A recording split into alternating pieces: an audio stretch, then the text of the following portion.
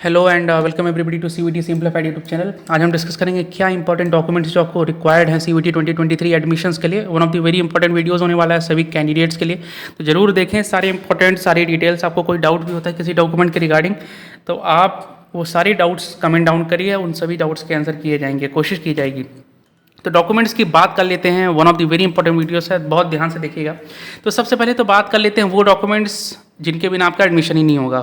तो वो है क्लास 10th 12th की मार्कशीट, आधार कार्ड, आपका फोटो और सिग्नेचर। ये सारे फॉर्मेट्स आपके पास जेपीईजी में और पीडीएफ दोनों में होने चाहिए, बिल्कुल रखें। आपके पास इनमें से कोई भी एक डॉक्यूमेंट नहीं है तो आप ये समझ लीजिए आपका एडमिशन नहीं होगा, या आपके डॉक्यूमेंट्स में बहुत ज़्यादा गलती है। थोड़ी बहुत गलती चलती है, फॉर एग्जाम्पल कई लोगों का नाम अगर आकाश है तो सिंगल ए है या डबल ए है, दैट इज़ अ प्रॉब्लम। तो एक दो प्रॉब्लम एक दो चल सकती है कि आपका 10th में सिंगल ए है, 12th में डबल ए है, तो these types of problems are accepted. You can give affidavit मिलता है 100 रुपये का, आप उसको दे सकते हैं कि आपका एक्चुअली में नाम क्या है। लेकिन आपके डॉक्यूमेंट से बहुत ज़्यादा गलती है। फॉर एग्जांपल यहाँ पे आपका नाम मयंक है, यहाँ पे आपका नाम आकाश है, आपने पूरी तरह से ही नाम चेंज कर लिया है। So admission is not possible in any of the central और गवर्नमेंट इंस्टीट्यूट्स।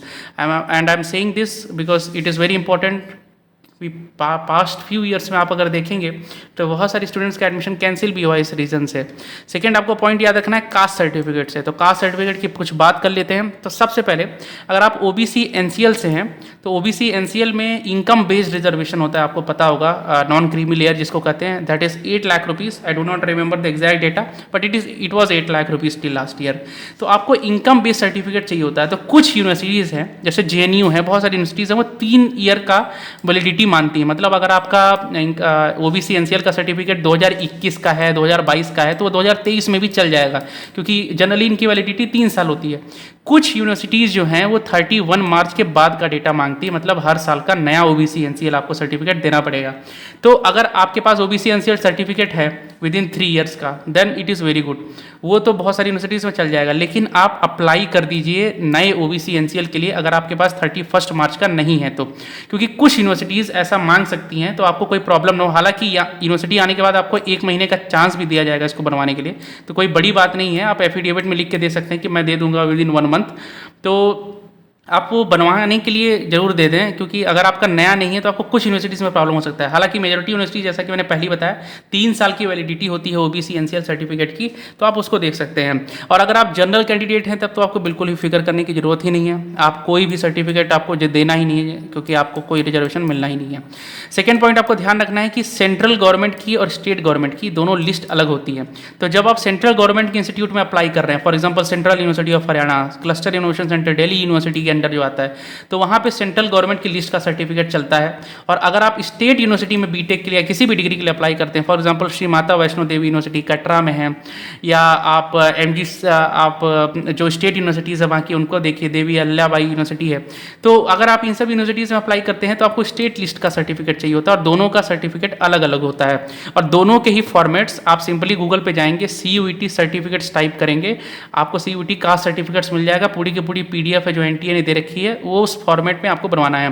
तो जनरली ये SDMs बनाते हैं, जो स्टेट डिस्ट्रिक्ट मजिस्ट्रेट्स होते हैं, और जो स्टेट वाले सर्टिफिकेट्स होते हैं वो जनरली लेखपाल वगैरह बनाते हैं, और जो सेंट्रल गवर्नमेंट वाले होते हैं वो जनरली SDMs या SDM या जो उससे ऊपर की अथॉरिटी होती है वो सब बनवाते हैं। तो आप इन सब के लिए भी अप्लाई कर दीजिए। और जैसा कि बता दिया है कि कास्ट सर्टिफिकेट के लिए आपको 1 मंथ का टाइम मिलता है, तो घबराने की जरूरत नहीं है कि आपको कल ही मांग लिया जाएगा, आपके पास टाइम रहेगा, लेकिन बेटर है कि आप अभी से ही अप्लाई कर दें।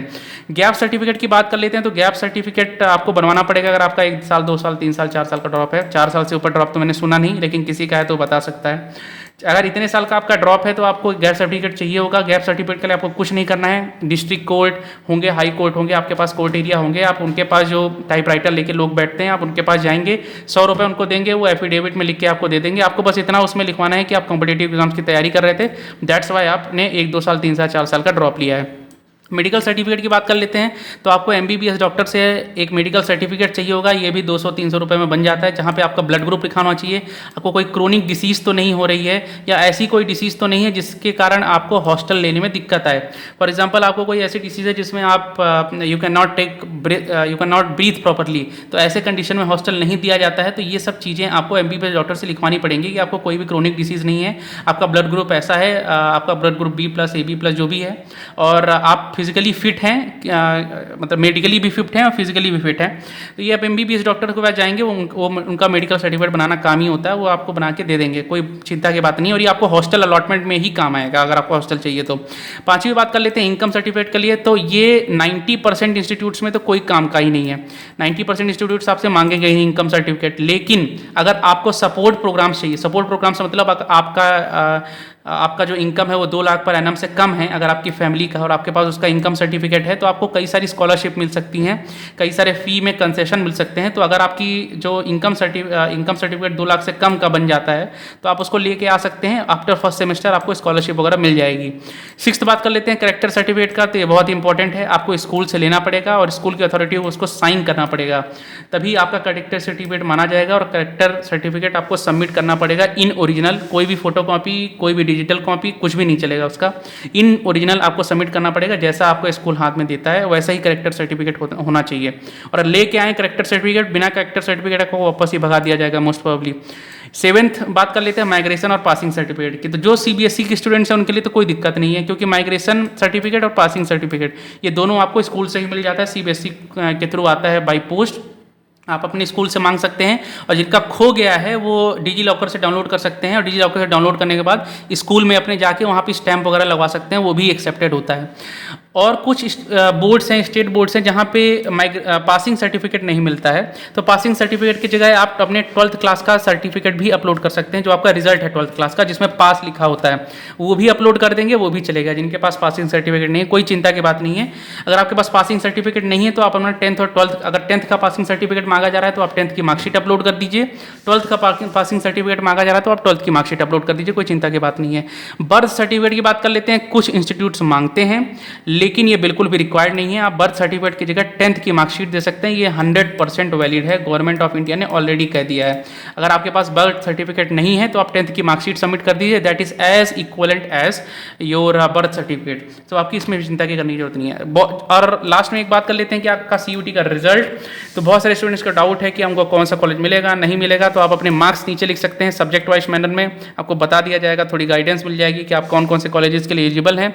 आप अपनी कैटेगरी जरूर मेंशन करें और अपनी प्रायोरिटी भी मेंशन कर दें कि आपको प्राइवेट कॉलेज चाहिए, गवर्नमेंट कॉलेज चाहिए, और आपको चिंता बिल्कुल भी नहीं करनी है क्योंकि बहुत सारी सीट्स हैं CUT में, तो इसका तो कोई तुक बनता ही नहीं है कि आपको कोई सीट ही नहीं मिलेगी, आपको कोई कॉलेज नहीं, कोई ना कोई कॉलेज आपको जरूर मिल जाएगा, ये आप विश्वास मानिए।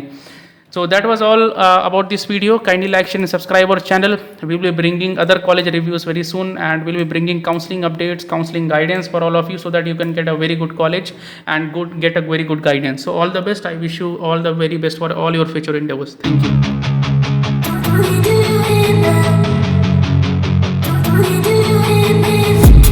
I've been dreaming on in my head like I've seen it. A life worth living is a life with meaning. I'll do what I love till my heart stops beating. I'm feeding this demon. Got a taste, can't erase bitterness in my face. Work a job every day till your dreams fade away. Like a card, never change, play the game that we say. I need a break. I'm staying strong, need to move on to be what I want. I'll keep dreaming on. I'm staying strong, need to move on to be what I want. I'll keep dreaming.